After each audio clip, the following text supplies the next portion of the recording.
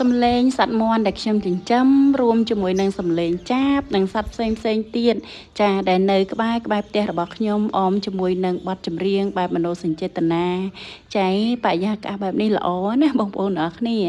ធ្វើឲ្យអារម្មណ៍របស់យើងនឹងគឺស្រស់ថ្លាខ្លាំងមែនទែនតែម្ដងជាពិសេសនៅពេលដែលខ្ញុំបានដើរទៅមើលដំណាំដែលខ្ញុំបានដាំការពីវីដេអូមុនណោះឥឡូវហ្នឹងគឺលូតលាស់បានល្អប្រសើរគ្រាន់បើចាមានម្រះ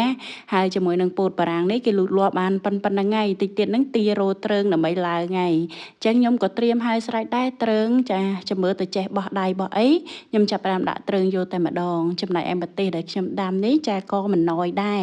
ក៏ល្អប្រសើរបនគេដែរអមជាមួយនឹងចាដើមឈើលម្អផ្សេងទៀតហ្នឹងគឺសុទ្ធសឹងតែល្អដោយសារខ្ញុំបានផ្ដល់ទឹកឲ្យវាគ្រប់គ្រាន់អញ្ចឹងណាបន្ទាប់ពីខ្ញុំបានដើរដកស្មៅខ្លះចេញពីដំណាំក៏ដូចជាផ្កាឥឡូវនេះគឺដល់ពេលវេលាសំខាន់ហើយដែលរុក្ខជាតិត្រូវការហ្នឹងគឺជាការស្រោចទឹកហើយបងប្អូនអើយខែនេះខែក្តៅអញ្ចឹងចារុក្ខជាតិគឺត្រូវការទឹកច្រើនមែនទែនដើម្បីចាទ្រទ្រង់ទៅលើការលូតលាស់ប្រឆាំងជាមួយនឹងកម្ដៅអីផ្សេងអញ្ចឹងទៅហើយខ្ញុំស្រោចទឹកហ្នឹងគឺមួយថ្ងៃ2ដងហើយថ្ងៃនេះខ្ញុំស្រោចរឿងពីភ្លឺបន្តិចដោយសារចាអស់ការងារធ្វើអីអញ្ចឹងមានអីទេមានតែស្រោចទឹកផ្កាហើយចាដំណាំឲ្យហើយអញ្ចឹងទៅមានពេលវេលាក្នុងការដែរចាកាត់វីដេអូបញ្ចូលសំឡេងចែកជូនដល់បងប្អូនអ្នកគ្នាមើលអញ្ចឹងទៅអញ្ចឹងបានថាធ្វើអីក៏ដោយគឺយើងត្រូវការពេលវេលាការអត់ធ្មត់និងការរងចាំ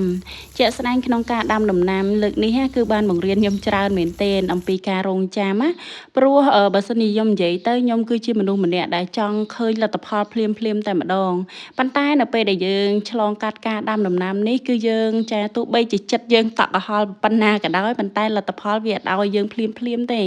វាត្រូវការដែលយើងរងចាំពេលវេលានឹងដើម្បីដំណាំយើងលូតលាស់មួយដំណាក់កាលទៅមួយដំណាក់កាលហើយការរងចាំហ្នឹងគឺមានតម្លៃខ្លាំងណាស់ចានៅពេលដែលយើងបានរងចាំវា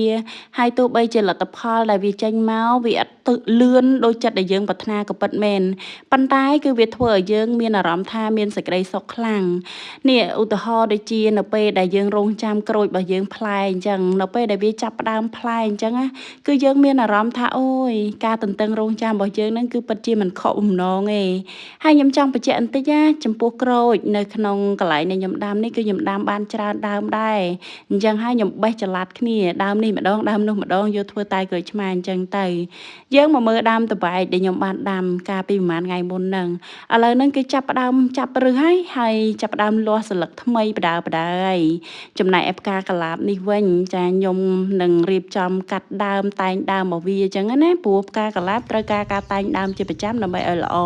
ហ្នឹងហើយអរគុណច្រើនវីដេអូយើងមកដល់ទីបញ្ចប់ហើយសូមជម្រាបលា